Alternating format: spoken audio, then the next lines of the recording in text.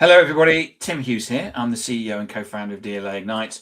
With me today, I'm really honored to have Stephen de Groot, and he's going to be talking about his book, Getting to Better, a new model for evaluating human potential at work and in life.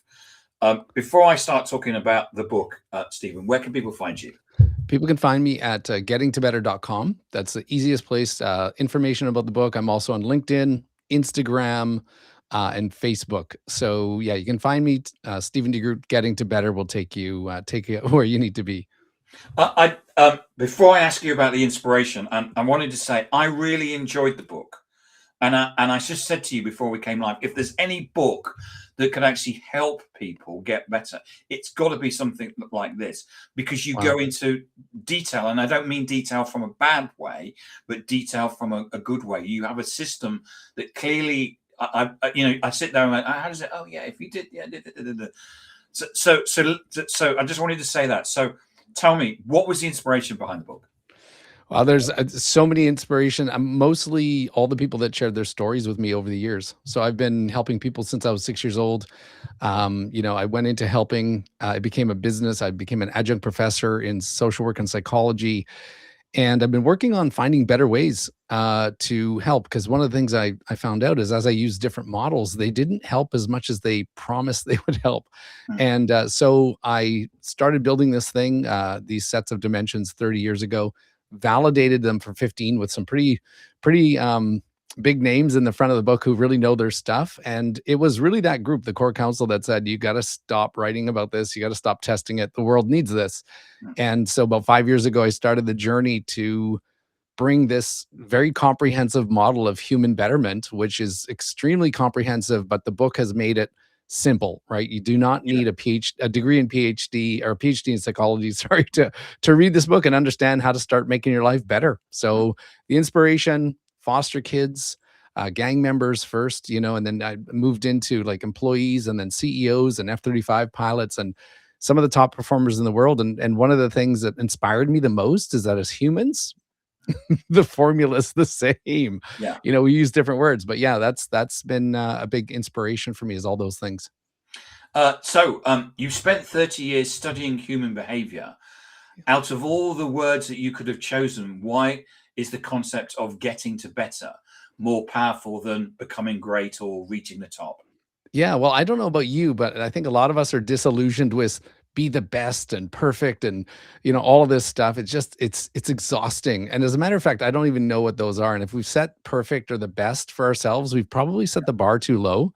But I think we all know what increments of better are, like a little bit better at work, a little bit better in my relationships with home. I mean, a little bit better in terms of getting a little bit done. And I think when we set ourselves up with specific small steps to get to better, we blow past what we thought perfect or best was.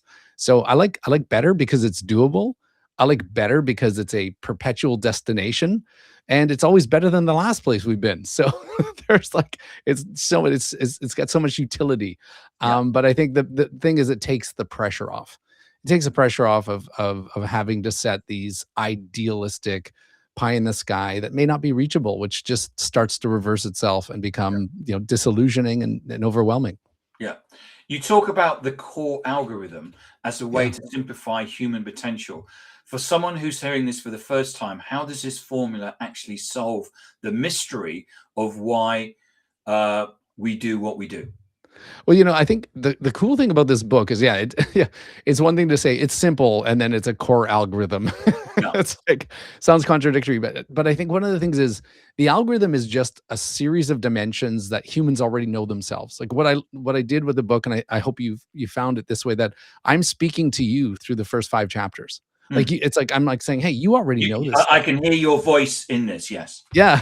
You heard my voice before you heard my voice. I love it. Yeah. And I think so one of the things I wanna do is validate and affirm what people already know to be true as a starting point, because many of us, especially in like the self-help kinda development area, we're often taught like, there's something wrong with us, you don't really know this, and here's some life hacks.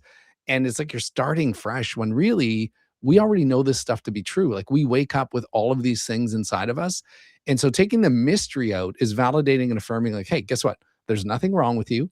As Hmm. a matter of fact, you're just a little bit cross-threaded, which I talk about in the book. You got to back it up a quarter turn and take all of your awesomeness and start thinking about it in a different way, in a fresh perspective. And that's, offered a fresh perspective on trust, a fresh perspective on motivation. Of course, why stop there? I thought, I got to go for it. I got to look at resilience from a fresh perspective as well, if we're going to go the distance on this one. So most leaders try to motivate their teams through external rewards or pressure. Why does research suggest that motivation isn't something we do to people, and what should we do instead?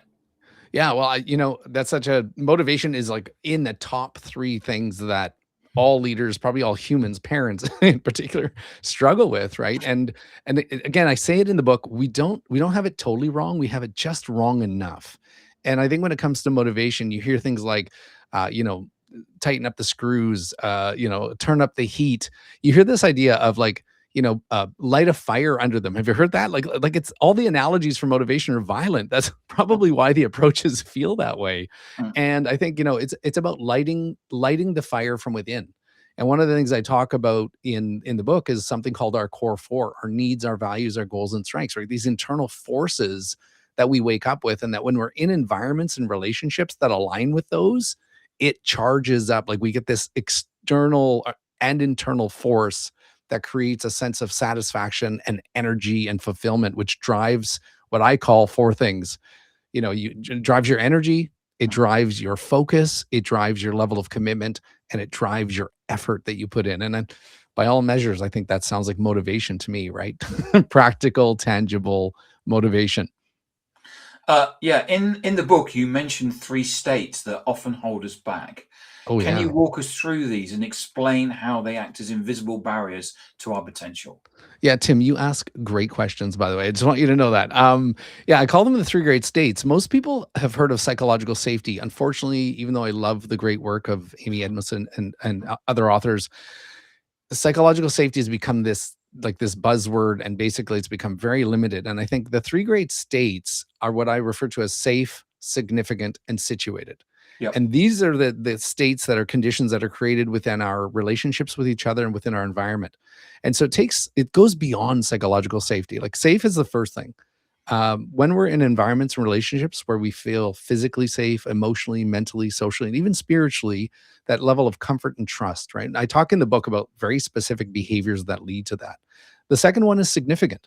This is about feeling like you matter, not just as an employee or a team member, but as a human being, that you have value, you have worth, and your contributions matter as well. So that's significant. So we get safe, significant, and bringing up the rear in this triumvirate is situated, which is I know where I'm going. I'm clear on my direction. I'm clear on my purpose. I understand the expectations, the roles and responsibilities. So the word I like to attach to situated is predictable. That my world is predictable to the extent possible. And one of the things we see in my work and also in the book is that when we feel the 3 great states, one or more of them in a relationship, we show up. We bring our full selves. We don't hold back. But it's when one of those has been compromised, even just a little bit, we start to hide, hold back, slow down, and push down. And from the outside, if you don't know that, your performance or your functioning has been compromised. And now we're sliding into an area of vulnerability, because now whatever happens next determines whether the 3 great states are set or compromised. Right. Yeah. So Right. those are the 3 great states, and it's probably the 3 most important dimensions. I mean, they're all important, but if you don't have the 3 great states, you've got nothing, right? People are holding back. They're not giving and we're great fakers, Tim, right? Like employees Yeah. are great. When someone says, "Hey, is everything okay?" Oh, Yeah, it's yes. fine. Brilliant. It's Yeah. fine. Thank you very Yeah. much. Like, you may may I have another? Like, you just leave Yeah. me alone. Or I'm running the clock, right? Like, what time is this meeting over? Mm. And so we in subtle ways, and that's why we teach leaders in our programs at Brivia, but also in the book, it's like, here are the signs. Here are the practical things you can do to create the 3 great states. Here's the advantages of them. And I mean, Tim, I went to town on this one. Like I wanted the first chapter to be like worth the price of admission Mm. of this book, right? And it gives over 40 specific behaviors. And then the first appendix is here. If you don't go any further, here's a way that you can create the 3 great states, whether it's at home, with your children and your family, in your office, or in the boardroom. So very, very important, those 3 great states for sure. So you've worked with elite performers from surgeons to fighter pilots. What is the one common behavioral trait that separates the elite from the merely just good? Well, they have what they call imposter syndrome. You want to crack this nut? I've never in my life heard a gang member or a youth in residential group care or a foster child say, I have imposter syndrome, because they're the imposters, right? Like, and I mean that with the most love. It's like, but we've got like high performers put so much pressure on themselves that there's a high level of doubt, self doubt, right, and Mm, criticism, and yeah, it's very layered. But one of the things I want people to know is that we all have that level of self doubt. We all have that sense. Like, I don't think there's a human in the world that hasn't asked the worst question at the wrong time, which is, "What's wrong with me?" yeah. Right? But high performers have a higher dose of that because they are almost outrunning their insecurities. They're almost outperforming that level of self-doubt. And when it catches up, right? And it can take you out at the knee. So that's one of the biggest things is I found that very, very high performers have high levels of self-doubt. Not consistently, but when they do come into play, they can be quite profound. Yeah. Um, you have a very inclusive definition of leadership that Yeah. it isn't about a title.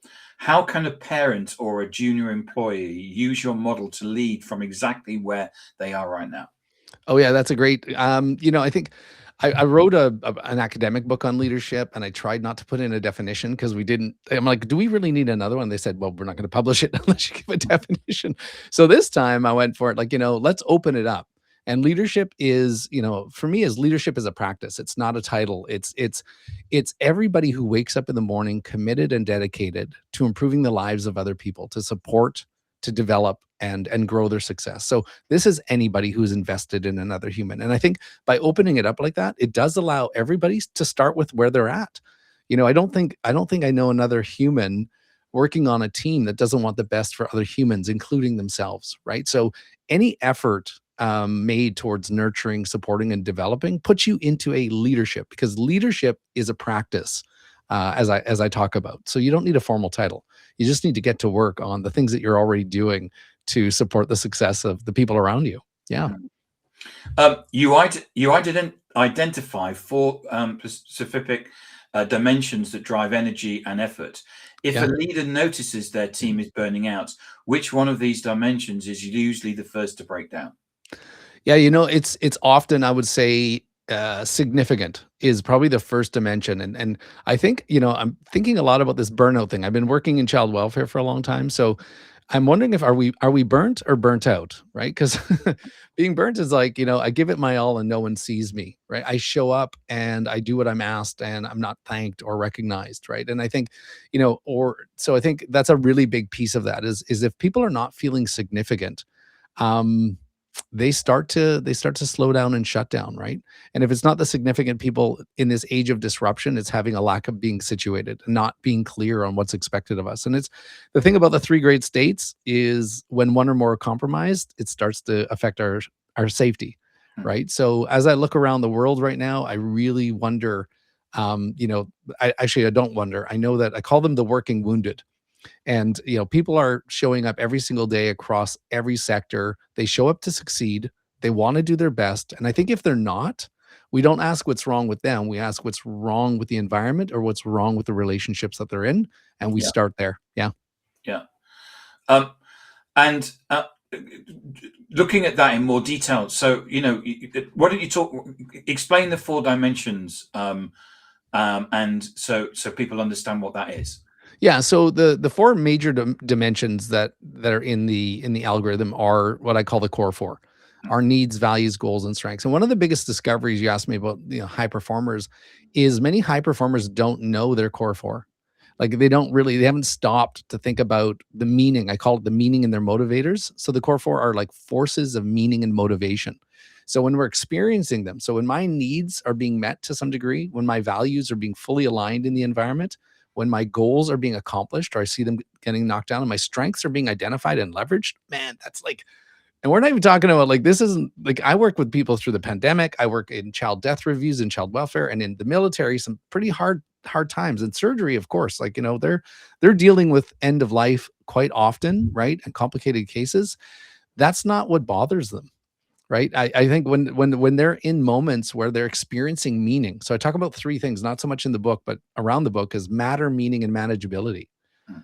Most people can't manage their work right now because they don't feel like they matter. Yeah. Most people can't manage their work right now because it has little to no meaning, right? So when we focus on the three great states and we plug people into their core four and we find out what it is that motivates them, we see very different people showing up. We see them Mm. showing up early, staying late. And one of the things I learned about the pandemic and also other major modes of serious disruption, it's not the disruption, it's how we move through the disruption that makes a difference, Yeah. right? Yeah. So communication is a pillar of your work. How does the getting to better model change the way we should give and receive feedback in a high pressure environment? Yeah, people talk a lot about communication. I talk about communication, regulation, and navigation, right? And communication doesn't have to be complicated. And one of the things that I do in the very final chapter, or second last chapter, is introduce core communication. Mm. And core communication is a simple but very powerful way of tuning into the core four of the other person by validating, affirming, a little bit of paraphrasing and active listening, Yep. but really give some of my favorite responses. And there's some case studies in the beginning, of course, that get people warmed up, that by the time they get to core communication, it makes a lot of sense, Mm. and gives them the tools to create active listening, which is one of the most high potency behaviors possible, and it opens up the person's core four so that we can learn exactly what is this, what is driving this in this moment, what do they need, what do they value, what do they hope for, and let them demonstrate what they're really good at. Mm. Um, we live in an era of quiet quitting and high stress. How does understanding your own behavioral algorithm help us build a psychological armor against burnout? Yeah, well, I go into the resilience piece, right? Individual and collective resilience. I think this quiet quitting thing, I mean, younger people are waking up to like, you mean I'm supposed to work 85 hours a week so that one person can get rich? It's like the Yeah. things that held together for some of the older So I can get generations. so the CEO can buy Yeah. another Porsche, yeah. Yeah, exactly. And they're Yeah. like, that doesn't really make a lot of sense. But I think when it comes to resilience, one of the most powerful forces of resilience is understanding your own core four. First Mm. of all, having relationships where you feel the three great states, where you're able to relate, regulate, and resource. I talk about that in the book. But the biggest thing, Tim, is when you understand your core four, when you go into situations and you're going into a meeting or you're going into an environment and you know that you need something or you value something or you want something, you can actually predict how that situation's going to go, right? If you're a creative and you're going into an environment where you need creativity and interaction, and you value collaboration. If you're going into an environment where those aren't there, you can actually prepare yourself. You can predict how you're going to feel. You can promote your own well-being by saying, hey, I know that meeting's going to suck, so afterwards I'm going to see Tim. We're going to set up a Uh, coffee. We're going to have a Zoom call. We're going to So go you and can. have an ice cream. Absolutely. Yeah, you have ice cream from the book, right? It's not about the ice cream. And I think this is what's so powerful in the book. And it comes out in the second chapter, is that some of the things that we think motivate us are not the reason why they're motivating us. And one of the things I try to pull the curtain back from is that our resilience and our ability to tune into our core four is not as hard as we think. We just need to shift our thinking around it. And we've been misled on what we think motivation is and what we truly believe resilience is. Right. So yeah, I think when you understand your core four and you understand what you need in terms of relationships and environments, it becomes a game changer. You're able to predict what's coming next, promote your own well-being, and prevent difficulties from happening as well. Yeah. That's what I saw from the book, for definite. Yeah. Um, so, final question: if a listener feels completely stuck today, whether in their career or personal life, what is the first core adjustment they can make in the next 24 hours to start them moving towards better? Yeah, thank you, Tim. The first thing is, don't ask what's wrong, ask what's going on, right? Right. And I think people, if we asked what's right with me versus what's wrong with me more often, we'd actually find out the things that are happening that make those experiences great. And I think we've done ourselves a disservice by only tuning into our motivation when it's down, or tuning into our resilience when we feel we don't have any. So the number one step is to reach out. I always say reach out, like those the key connectors. reach out to relationships who are supportive, right? Know who those people are, reach out to them. And then also focus on the times that you were doing this before and you were doing better. Like, what are the small first steps that you need? It doesn't have to be a solution, but that's why I get to better. What's one thing you need right better? Yeah. Excellent. Yeah. Stephen, Yeah. Stephen, thank you so much for coming on and talking about your book, All Getting to right. Better, a new model for evaluating human potential at work and life. If I wanted to buy a copy, where could I get one from? You can find that anywhere. Gettingtobetter.com will give you options. Amazon, Barnes and Noble, Indigo chapters. So yeah, it's available almost everywhere. Yeah. And if I wanted to get hold of you, where could I find you? You can find me at gettingtobetter.com, or briviaconsulting.com is our company, our little company that helps organizations, operationalize this stuff on a larger scale. Yeah. Excellent. Stephen, thank you so much for coming on and talking about your book. As I say, I think it's an excellent book. It's detailed but simple at the same time. Yeah, well, thank you very much. It took a long time and a long effort to write, so I'm glad you liked it, Tim. Yeah. And thank you for helping me spread the word, because I honestly You're believe welcome. this will help us all get to better individually and collectively. Have a great day, my friend. Thanks, Stephen. Thanks so much for this. All right.